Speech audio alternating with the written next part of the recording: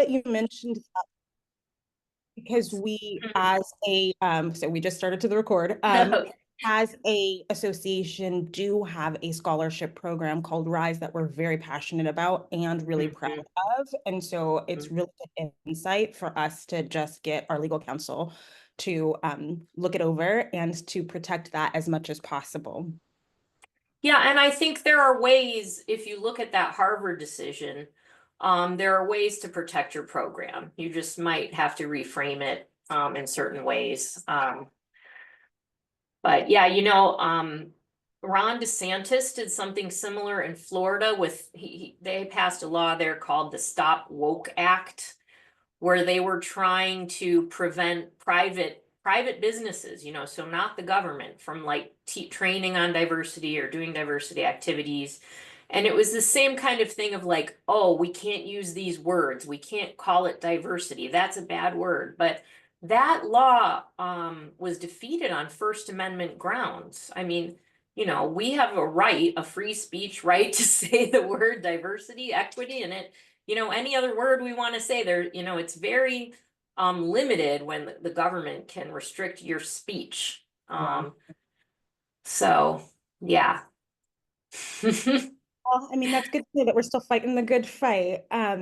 So moving on, if we could, to the next question, because this is directly related, one of the protected classes that we enjoy and are really committed to is sexual orientation and gender identity, which also seems to be shifting recently. Can you give us an update on what's going on with gender identity and sexual orientation as protected classes?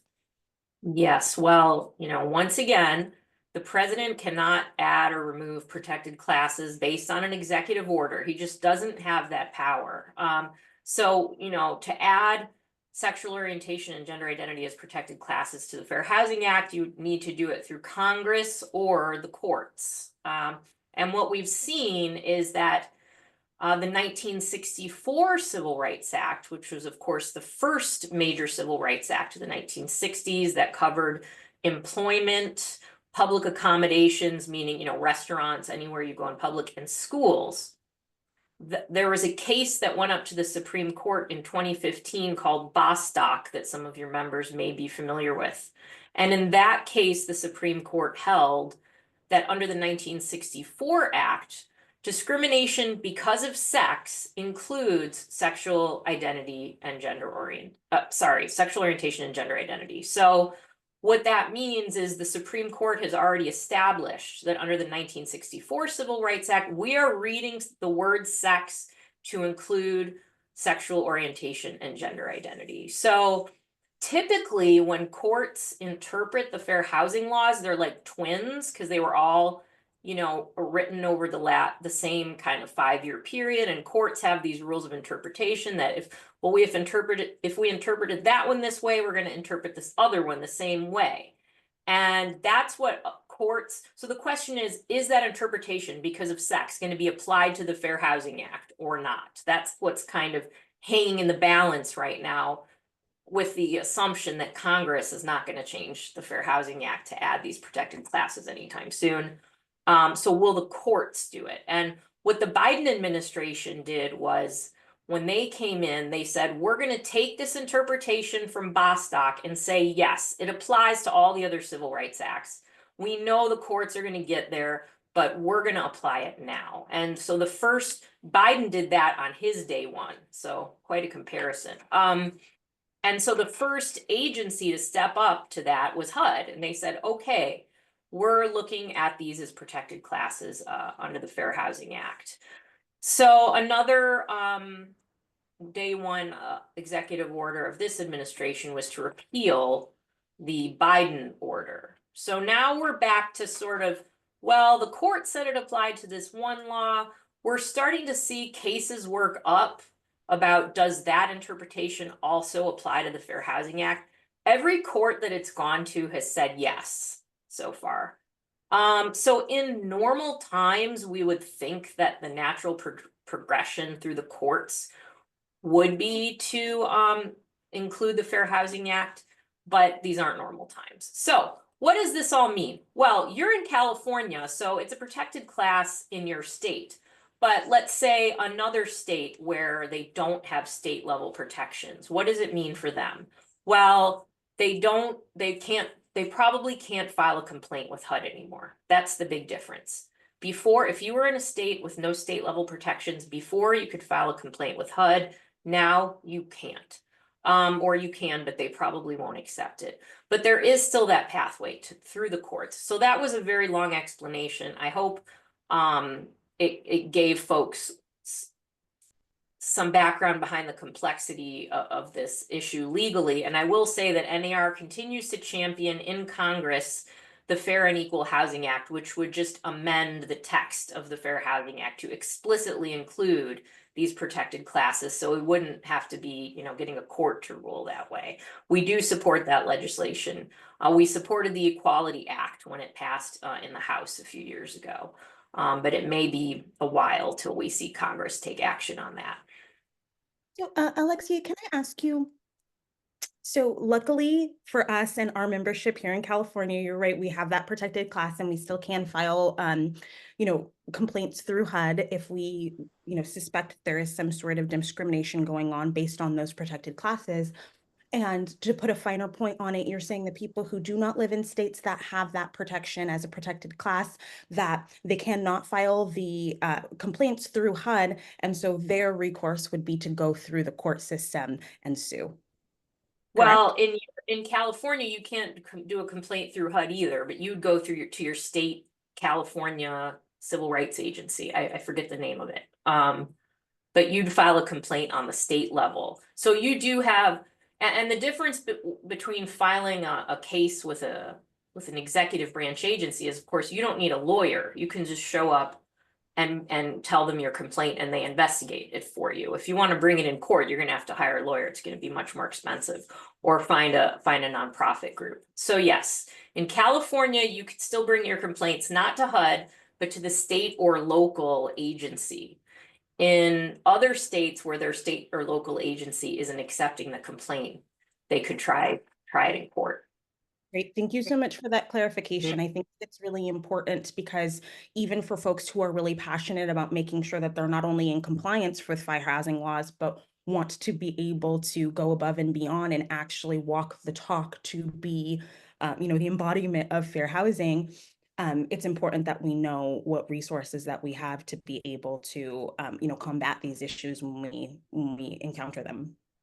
And So of course, speaking I must point out that the Realtor Code of Ethics covers sexual orientation and gender identity, and has since 2010 and 2014, respectively. So that applies in every state also. So if a realtor is doing the discriminating, somebody could bring a code of ethics complaint, even in a state where it's not a protected class.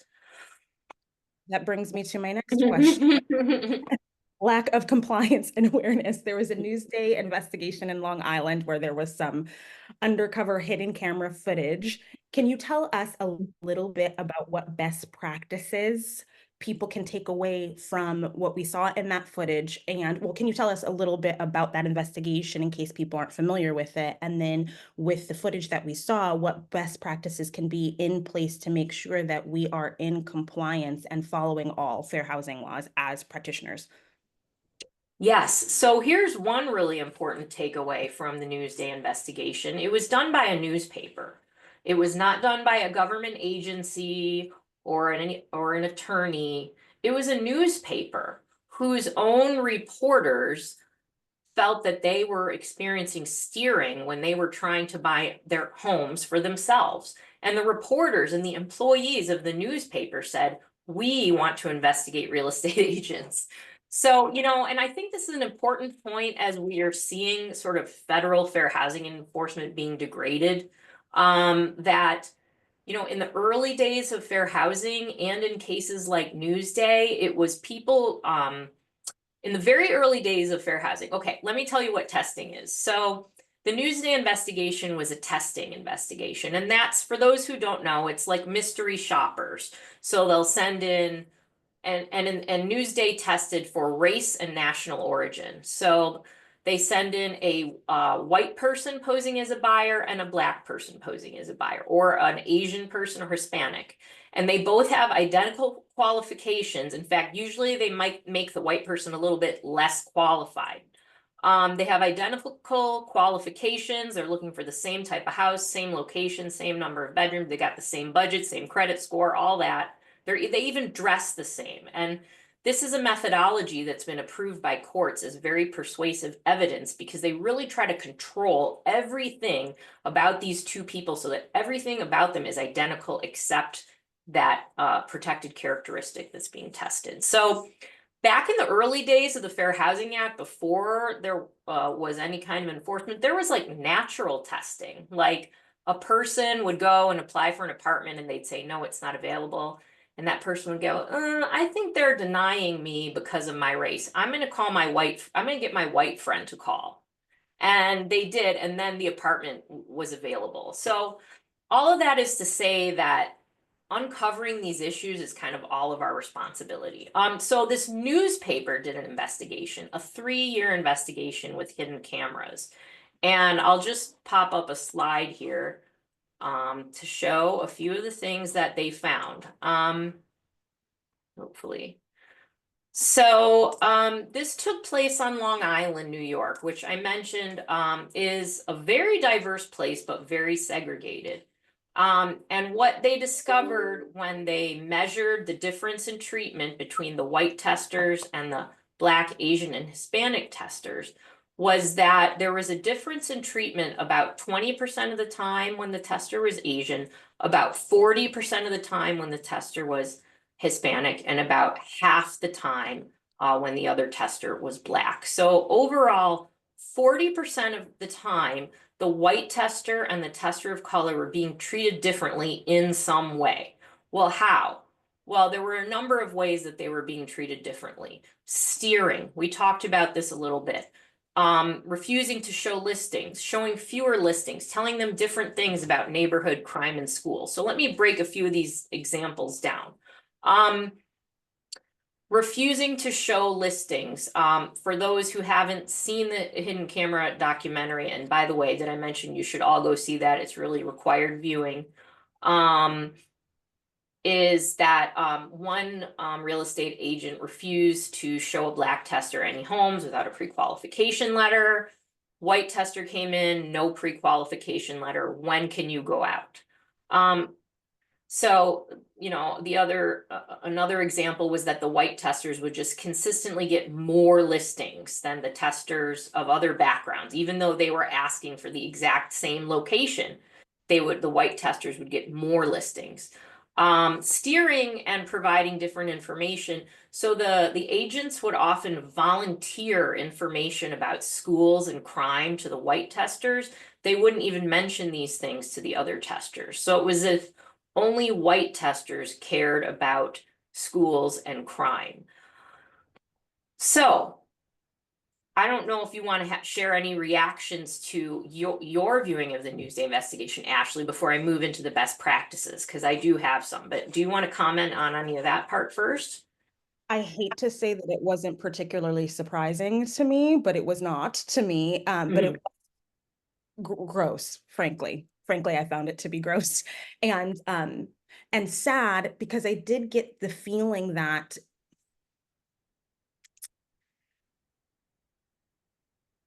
there was a level of ignorance there to what these people were doing and why they were doing it. Like, obviously, some people are bad faith actors that are acting with malice.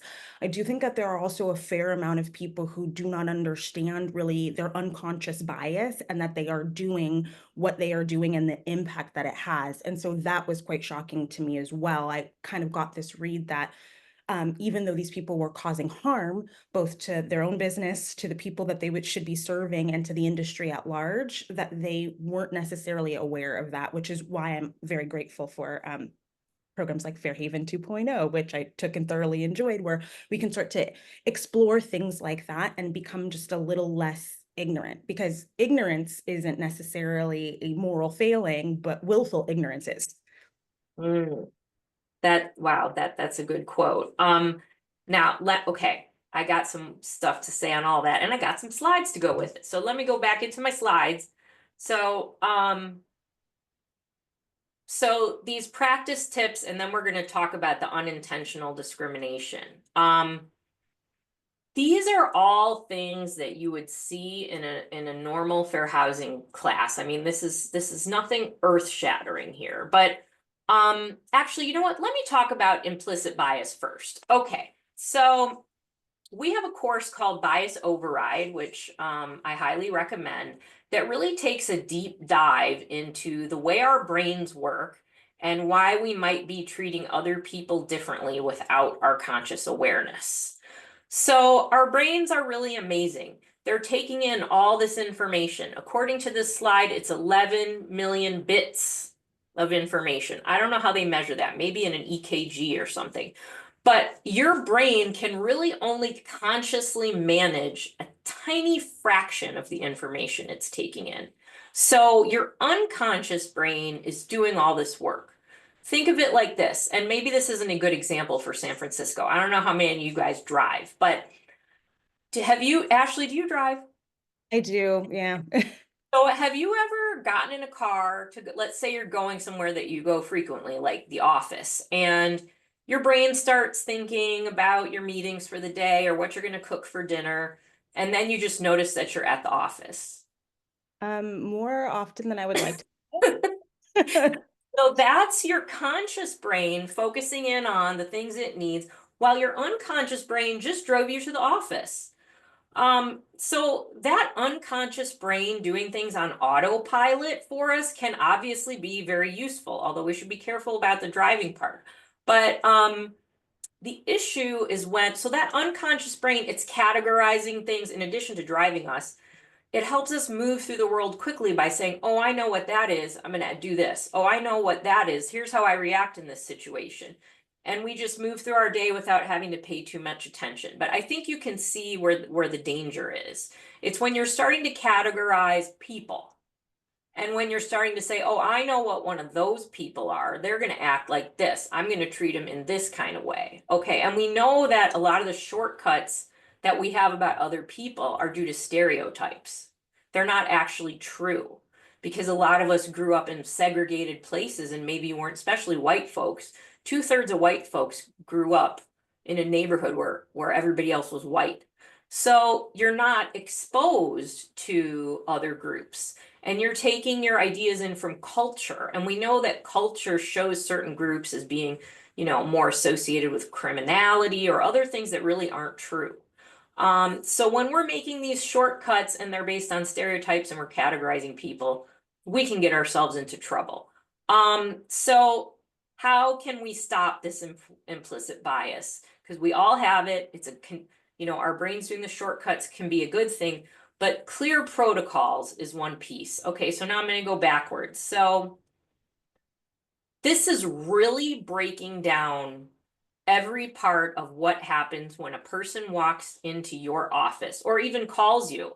And by the way, realtors are not very good at returning phone calls. Did you know that there was a real estate agents, I should say, there was a study done that they're only returning like 50% of the phone calls.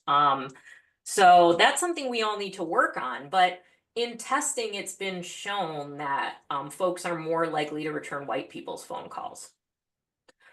So if you don't have some system in place to make sure you're handling all the phone calls, the hospitality, you know, that is like offering one person coffee, but, you know, not offering another person. And then, you know, particularly signing that buyer representation agreement. Now, here's a new thing. I don't know if it's new in California or not. Did you have these before the settlement? We had them before the settlement. You were free to use them and we had forms for them, but it wasn't statutory and required before the settlement. So these are all places where you and your business can set up standardized procedures just so that you've got those guardrails, you're not making assumptions, and you're treating everyone the same. And then, hang on. And you know, also, I think in addition to the standardized procedures, it's really about letting the client lead and not making assumptions, but asking the questions and listening. That just is better customer service for anyone. provide them the information you have, really listen, and then give them what they want. With neighborhoods, crime in schools, the key here is objective and third party. So you don't want to be characterizing neighborhoods or schools as good or bad. And if a client is asking, well, where is the good neighborhood or the good school? I have to share a personal story here that, good means different things to different people. And we should not substitute what our idea of good is for what a client's may be. So again, it's about asking them those specific questions. What do you mean by good? Is there, does your kid need a certain thing? I mean, a colleague of mine, his son is special needs, and they go to a school that only gets a 5 out of 10 on the great schools rankings, but they have all these amazing services for his kid. It's the perfect place for them. Similarly, my child's school only gets a 5 out of 10. But that's because we have a large population of English language learners in our community, and that brings down the test score. So that's another point, is that test scores, although we want to send people to a third-party source of information, test scores, what they most accurately measure is the income of the parents and not the quality of the teaching in the schools. So all of that is to say, connect your clients with objective third-party sources of information on things like neighborhood crime in schools. Really get people to define, what do they mean by these loose terms, good, bad, what does that mean? People want to help. I know your client asks you a question, and please don't be like the guy in Newsday who said, I'm not supposed to say this, but okay, you should just stop right there. Just stop. You ran up against the answer and ran past it. If you find yourself getting into that awkward place, then say, okay, I need to line up some more objective third-party sources of information. So I can say, oh, you want to know about the schools? Yes, look at all this information I have for you. So you're not letting your clients down. Okay, Realizing either. Just before we move on, we do have a couple of questions in the Q&A that yes. address. So the first one that came through is from an anonymous person. They wanted to ask, is there any legal way to uncover discrimination by one agent against each other? For example, an agent doesn't respond, or an agent tells a friend information to get the home versus doesn't tell another agent, though whose agent might also have been able to increase the asking price. This type of discrimination is rampant, but not talked about, as agents are independent contractors. Any information would be helpful. Well, agents have standing under the Fair Housing Act. So if someone else's discrimination cause you to lose business, so you have to be able to show that you lost business, that it harmed you. If you can show that discrimination harmed you, then you may have standing under the Fair Housing Act. In fact, agents have sued. If you can show that it harmed your buyer too, then the case is really strong. Great. Well, hopefully that has answered the question for the poster. Pop it in the Q&A if you have any other questions or if you needed any follow-up, and we will keep moving along.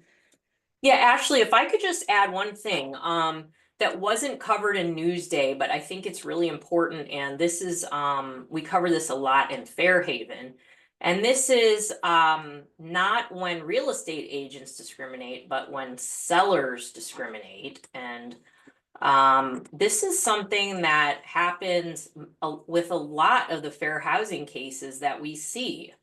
Oh, the interventions to interrupt bias. Look, the thing here is, in addition to setting those standard practices and procedures that I talked about, breaking down stereotypical thinking is a life journey that involves being in contact with people from groups that you're not familiar with. That breaks down any sense of uncomfortableness that you have. You begin to learn about other groups, their customs, how to act respectfully.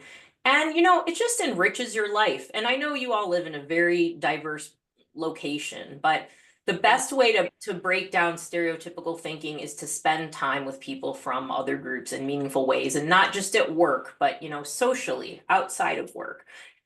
So if you take our bias override class, we kind of go deep into what are all these things you can do to work on the process of debiasing yourself.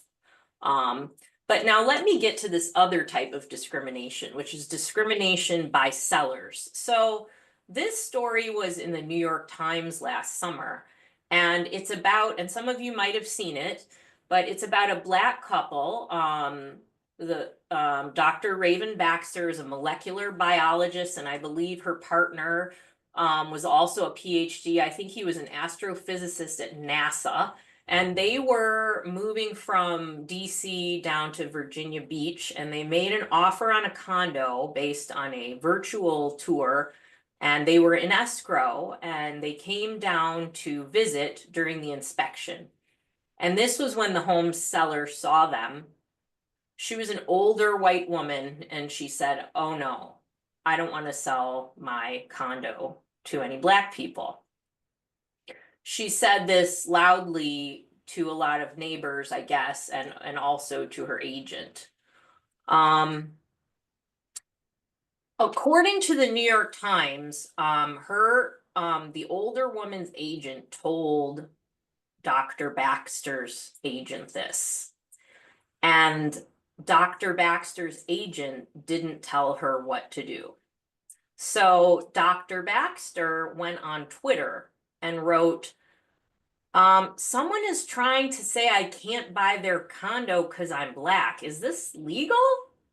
And it was Twitter that told Dr. Baxter about the Fair Housing Act.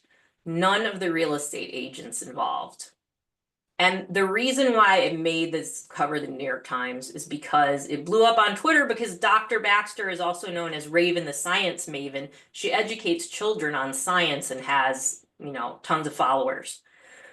So what happened then was that the listing agent got the older white woman's adult children involved to try to persuade their mom that, no, mom, you can't do that. And they kind of got her to back down, and they tried to put the deal back together, but it all ended up falling apart. And in the end, the listing agent's brokerage paid a settlement to Dr. Baxter.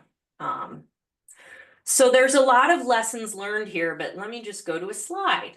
Let's talk about working with sellers, because the Fair Housing Act applies to sellers.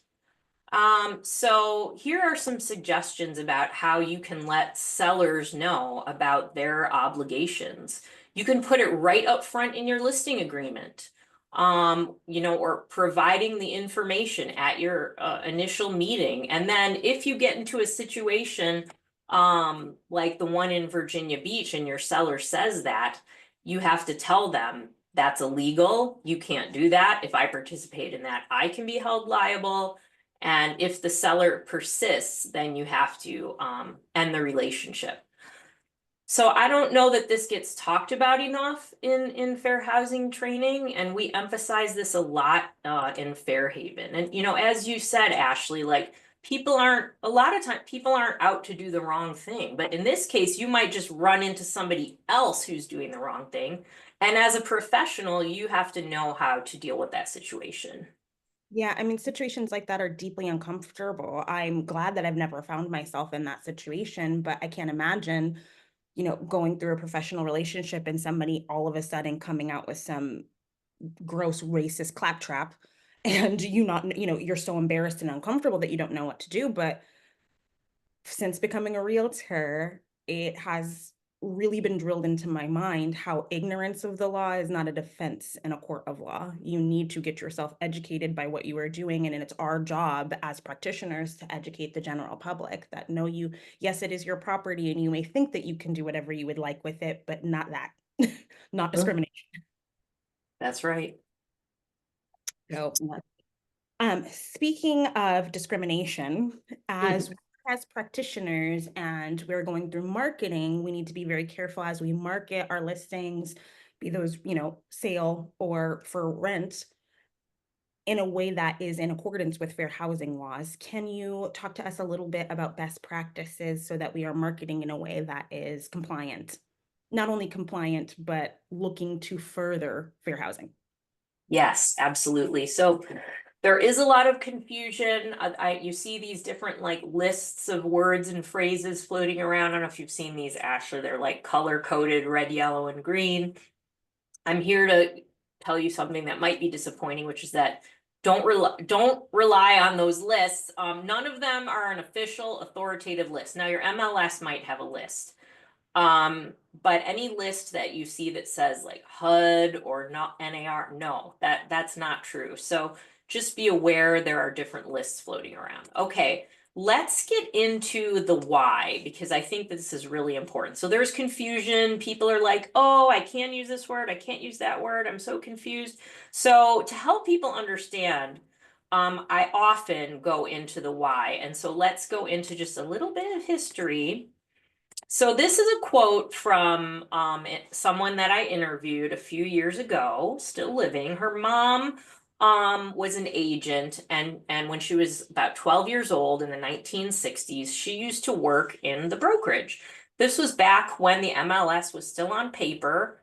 So twice a week, she'd put the listings in the book, and she would see very clearly, clear, explicit limitations on who was going to be allowed at particular properties.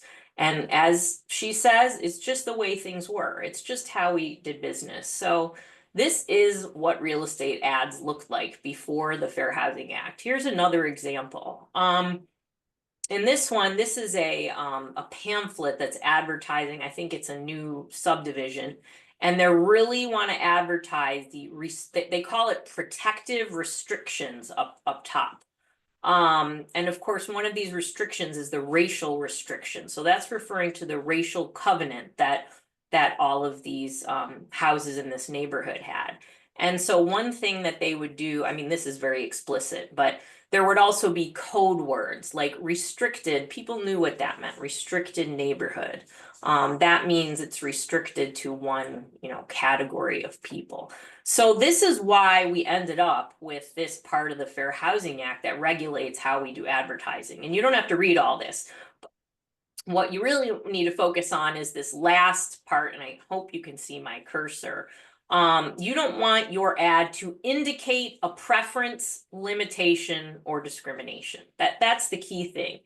So how do we know whether your ad indicates a preference, limitation, or discrimination? Well, courts have this thing where they like to create fictional people and say, how would a fictional person react to this ad? So and it's usually called the reasonable person. So they don't, or they're calling it the ordinary person here. So that's somebody who's not too sensitive, somebody who's not totally unsensitive, just your down the middle kind of person. How would they react to this ad? So let me give you a couple examples to illuminate this test in action. So master bedroom is one that's created a lot of, talk over the recent years, and you've seen some MLSs get rid of it. They're not saying it on HGTV anymore. But master bedroom probably doesn't violate the Fair Housing Act if you apply the test, which is, would the ordinary average Black person read a listing and read the master bedroom has a walk-in bathroom and think, oh, there's a preference, limitation, or discrimination at this property? HUD concluded in the 1990s, no, because master bedroom is a term that's used to, like, a commonly used term to describe an architectural feature. Now, that being said, some people may not like that term. They may find that it makes them uncomfortable, and that's okay. And we can always strive, and I'm going to give a few more examples of how we can strive to be more inclusive. But I just want to make the point that master bedroom is not a violation of the act. Now, compare that to Confederate flag. We've seen recently listing photos where there was a picture of the Confederate flag in the house. Apply the test. Your ordinary average Black person is looking at this listing. They're going through the photos. They see a photo of a Confederate flag. Do they think, oh, there could be a preference, limitation, or discrimination at this property. What do you think, Ashley? Oh, if I saw a Confederate flag in the house, yeah, I would think I wasn't quite welcome there. Yeah. So the point of this is that, there's a lot of terms that like may not rise to the level, like mother-in-law suite. Okay, no one's gonna read that and think, oh, they don't want fathers here. I also ocean view, like no one's gonna read that and think they don't want blind people here. And that's the test. But at the same time, we can raise the bar, and this is kind of the going above and beyond piece. So mother-in-law suite, his and hers, bathrooms, Jack and Jill, this. I mean, these are all these kind of old words. Honestly, I don't even know what they mean. Why don't we, or, walk to the beach is another one. Why don't we replace them with more accurate descriptions of the property? Dual closets, or, what is a mother-in-law suite? It's an ADU, I don't interior unit, but let's use. So we can meet the minimum, which is to not give an indication that you're going to be discriminated against, but we can go above and beyond and be more descriptive too. So I think it's a win-win. Now I have a couple best practices. I'll put my slides back up. So the key thing here is that you want to describe the property and not to describe the people. So you never want to have a listing that says ideal for, and you never want to be in a position of thinking, oh, I could really see a blank in that house. No, no, no. The house is a blank canvas. We need to be looking at this property as anybody can buy this house, and I'm marketing to everybody. So, code words describing demographics. I mean, back then, restricted was a word. Maybe there are other words now. Of course, welcoming language is always good, and you can always talk about accessibility features or other things that your property may have that make it more accessible.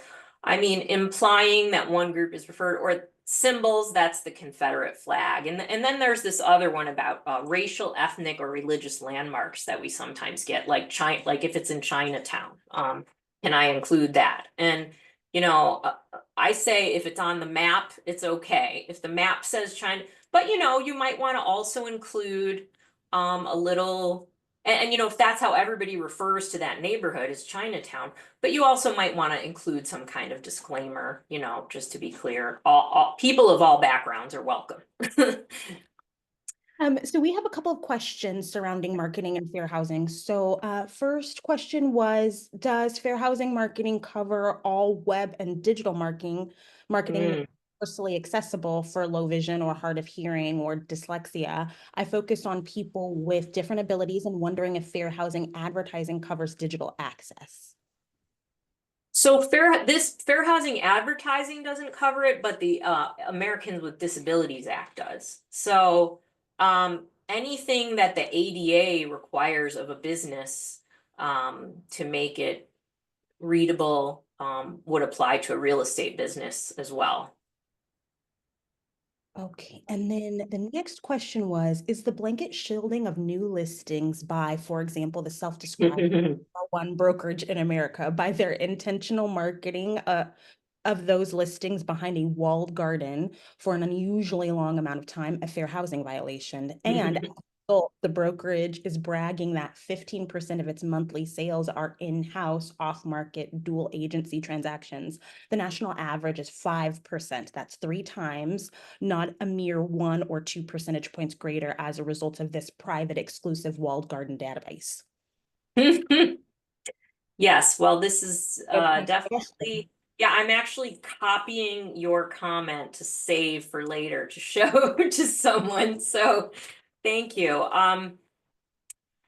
Here's the thing about pocket listings, which is kind of the fair housing phrase that's been around for a very long time about keeping hidden listings hidden. I don't know that anyone's ever filed a lawsuit relating to a pocket listing, and you can see why, because they're secret. Yeah. How can you file a lawsuit for missing out on a listing that you never knew about. So this is really a struggle, and I don't know that the traditional, and I've given this some thought. What could a fair housing lawsuit like this look like? I think it would have to be a disparate impact case, challenging, which is it challenges a neutral policy or practice that's neutral on its face, but might have a differential impact on different groups based on a protected class. But then somebody would, oh, I'm sorry, go ahead. Do you think the argument could be made, as you mentioned before, that us as practitioners are protected under fair housing, and that the argument could be made that this is affecting our ability as other practitioners to do business if they are of their own volition advertising that 15% of their transactions are held in-house? I think that could be a case. I mean, I don't know if it's necessarily a Fair Housing Act case, and there's lots of people talking about different theories of liability here. I just, given the current like players in the fair housing sphere, I don't see like the National Fair Housing Alliance bringing a case on this. But you know, I actually, you make a good point. Maybe it's another real estate professional. Yes, not NAREP. Yes, yes. The thing about there's yeah, it's just about what kind of a case can you make in court, which is it can be a very high bar. And then there's, you know, what do we think is ethical and proper in our industry? And those might be two different questions. Just because you're not going to necessarily find a plaintiff who can bring a case, who can win before a judge, that doesn't mean that it's not a problem. That doesn't mean that we as an industry shouldn't address it. Well, there's a difference between what is illegal and what is ethical and unethical. Yeah, yeah. All right. Well, do we have any other questions in the Q&A? Let me check really quick. Okay, no, hopefully that has addressed those questions. If you have any other questions, please pop them in the Q&A. And moving on to the issue of housing supply. So we, you know, SFAR, we traditionally are constantly with the wolf at our door as far as supply. And that you've said before is a fair housing issue. Can you go a little bit deeper into what you mean by housing supply being a fair housing issue? Yeah, and I know you in California have been dealing with the housing supply crisis for a long time. So this isn't new to you guys, but it's now it's spread all over the country. And you're seeing it everywhere now. So this is just a little here's a headline that came out from one of our studies just last November, and it's that housing is becoming so expensive that the number of first-time buyers is now the lowest we've ever recorded.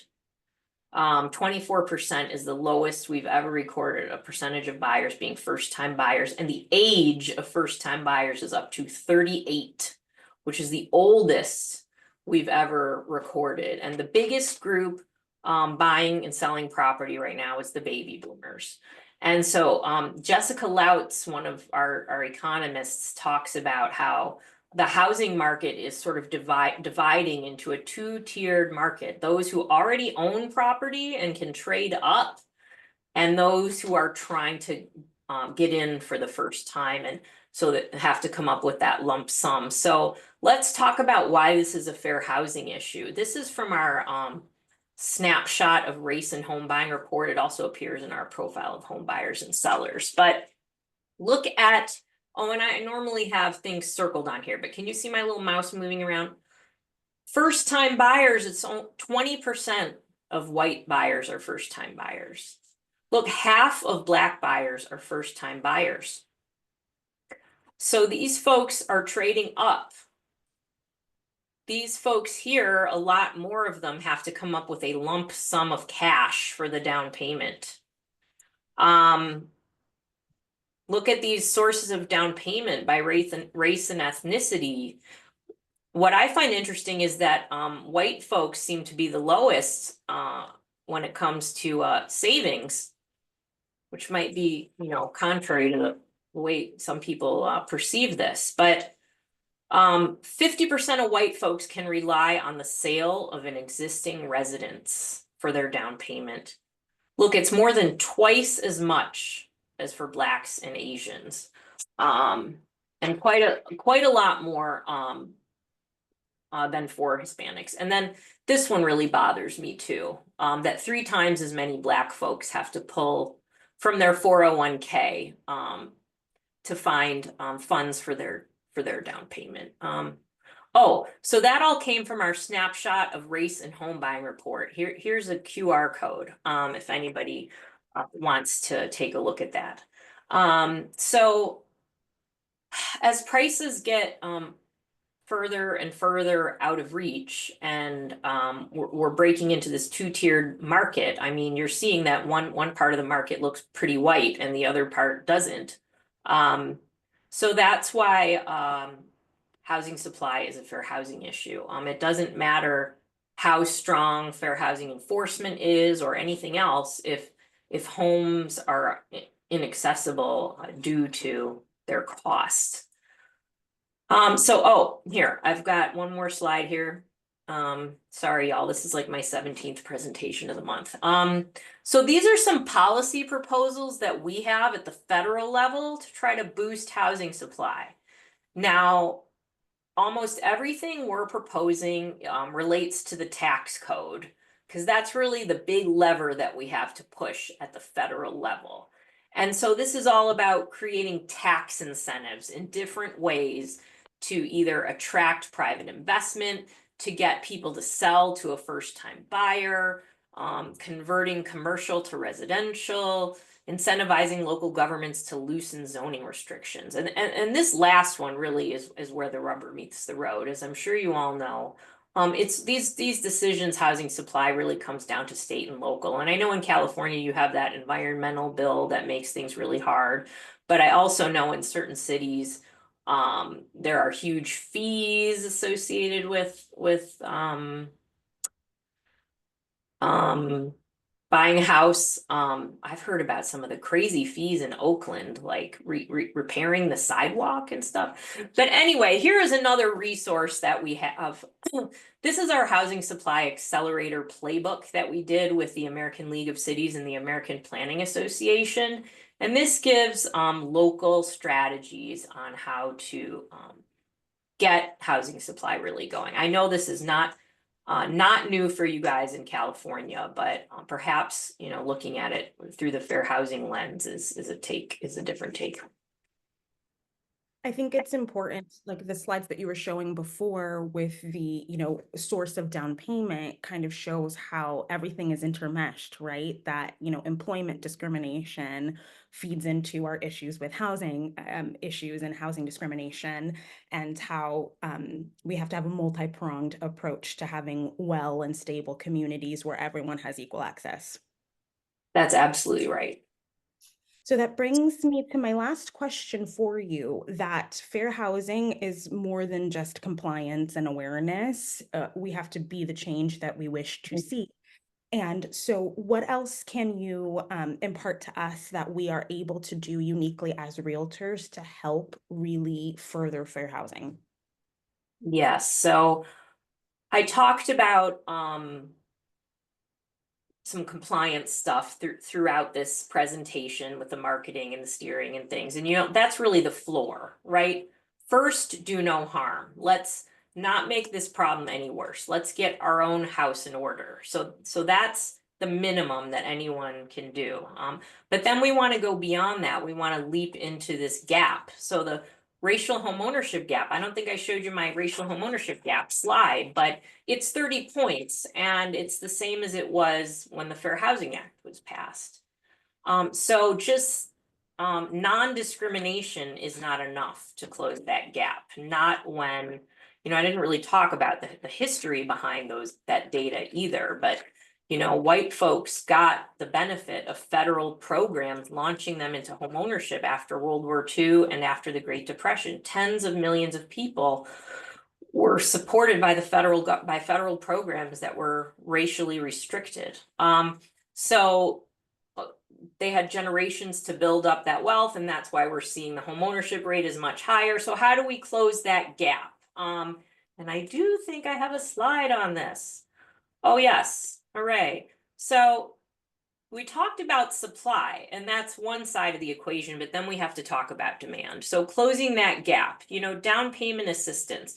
Alternative credit scoring is something that we've been advocating for in Washington. The traditional credit scoring models didn't take into account some of people's largest monthly expenditures, like their rent and their utilities.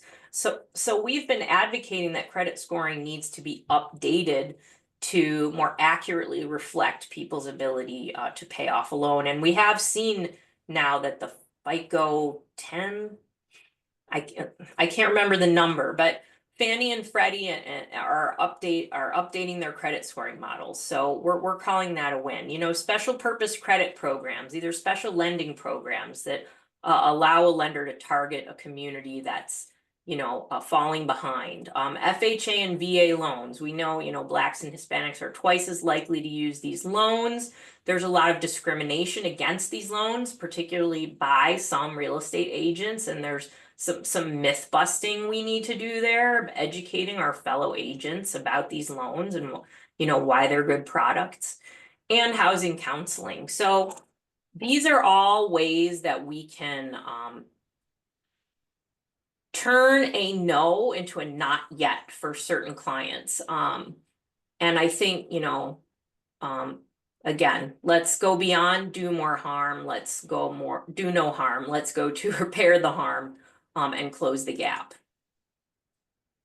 Yes, and I know that we're running out of time, but I did have another question from Patrick. He said, on the topic of down payment and access to funds, he's a mortgage lender and a big deal recently was the special purpose funds for the GSE being rolled back. Has NAR done anything to help fight to bring these funds back? Announced earlier this week, the GSEs,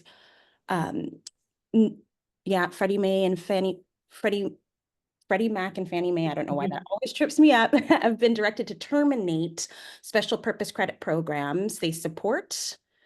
And that ending those programs means eliminating initiatives delivered by Fannie Mae and Freddie Mac designed to provide targeted financial assistance, such as loans or credit to historically underserved or disadvantaged groups. These programs are often used to promote fair lending and expand access to credit for minorities, low-income borrowers, or specific communities that face systematic barriers. And then also he said, sent some info that we could all look at for, or some more reference to what the directive was earlier. So did you have any thoughts on that, Alexia, of that news coming out recently and what that might mean for us? Well, NAR does have policy approved by our board of directors that we are supportive of special purpose credit programs. I think that policy was brought to us by California and we adopted it. I think, yeah, we're aware of the Fannie and Freddie programs targeting. I also heard today they're targeting some other aspect of special purpose credit programs too that might make it more challenging for private lenders to offer the programs. So I think with this administration, we're not going to see forward progress on these affirmative types of actions. And,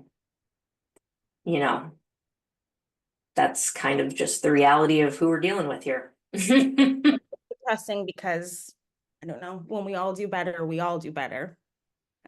Yeah. I agree.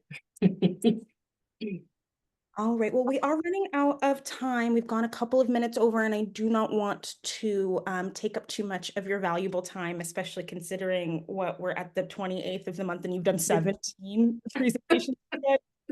So, your time is valuable.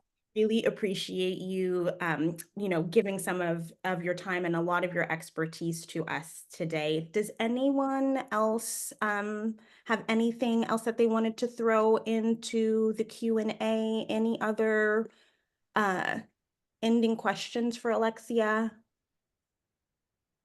No, I'll take that silence as a tacit no. Well, we thank you again, Alexia. We really appreciate your time. And thank you for everyone who was able to join. And hopefully you got something that you can take into your business and run with. Thanks, everybody. Thank you.